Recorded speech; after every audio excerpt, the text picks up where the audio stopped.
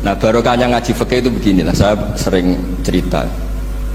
Misalnya kita hafal fikih, takbir itu wajib, rukun, tapi bentuk ngangkat tangan itu sunnah. Itu barokahnya masya Allah. Andai kan kita menentukan kaifiahnya, mungkin kita sok suci. Itu pernah ada peneliti cerita ke saya, Gus saya ini orang NU itu pusing. Kenapa? Takbirnya beda-beda. Ada yang terlalu semangat, Allahu Akbar. Apalagi yang was-was, wah itu semangatnya masya Allah. Malah ada yang tanya, itu takbir berkali-kali itu madzhab apa? Jadi orang was-was cobalah bertobatlah, itu jangan sampai jadi madzhab baru. Kalau yang was-was orang bodoh gak masalah, coba kalau dia orang alim alama, nanti muridnya juga niru, oh ternyata takbir yang saya itu 3 kali itu. Oh ternyata takbir yang saya itu 7 kali. Itu kalau dia jadi imam. Kalau dia jadi makmum nyampai ini pinggirnya, sampai pinggirnya takut kan bulan baleni. Ada yang kayak orang nggak punya uang, Allahu Akbar tangannya diangkat separuh saja enggak. Itu kan, tapi itu enggak ngefek di Indonesia karena dari awal kiai-kiainya ngajarin ngangkat tangan itu nah caranya juga agak ditentukan, terserah kamu. Begitu juga mau sisihkan tangan itu juga sunat.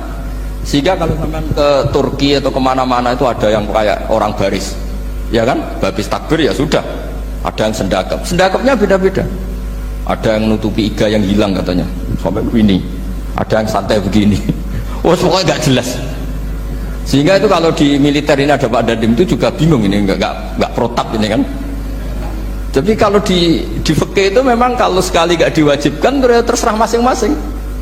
Ada yang kayak orang baris, ada yang sendakep begini katanya apa, nutupi iganya yang hilang, wadah yang sambil rasa-rasa, macam-macam. Tapi barokahnya ilmu fikih itu diputuskan memang dari awal tidak wajib. Yang wajib itu takbirnya.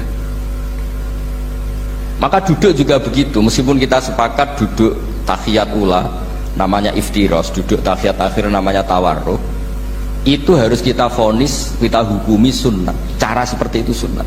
Wa ayyu qu'udin qa'ada sohat sholatu, seperti kemarin di Minhajul Thalibin, dengan duduk gaya apa saja sholatnya tetap sah. Sehingga kalau kita di Arab misalnya pas haji, orang Arab itu memang ya agak kacau. Orang Indonesia itu kalau sholat duduk itu kan memang benar-benar sakit sudah agak mau mati, itu benar-benar sholat baru duduk. Orang Arab itu enggak, sholat duduk pakai kursi, soft itu enggak ada orangnya, ada kosong, itu jalan kaki, kursinya di bawah. Wong bawa kursi kuat kok sholat duduk. Kalau orang Jawa kan, saya juga eskal, orangnya kalau bawa kursi kuat dipindah-pindah tapi kok sholatnya. Kalau orang Jawa agak kebayang, kalau sholat duduk emang bener-bener sakit. Terus saya pernah ditanya lagi sama orang, Gus di Mekah itu kok banyak orang bawa HP, terus kalau ditelepon diangkat soli, itu madzhab apa? Madzhab geblek kata saya. Tapi ini kan orang Arab, kan seakan-akan terus mewakili internasional kan, karena pusat banyak tuh. Ditelepon digoleki telepone wong sae wakeh goleki ini tok wis kangelan ya. Warang ketemu soli paten.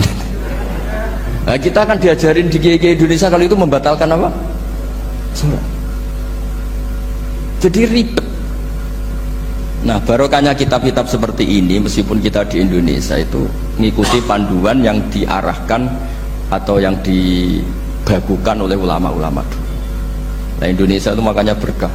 Saya sering ketemu ulama Mekah itu kalau muji haji Indonesia luar biasa. Bukan sekedar sopannya, memang cara hajinya itu nyari kaul yang disepakati itu sah. Karena memang dilatih KBIH, dilatih Kemenak, masih dilatih kiai setempat. Meskipun niatnya ya kadang tidak baik.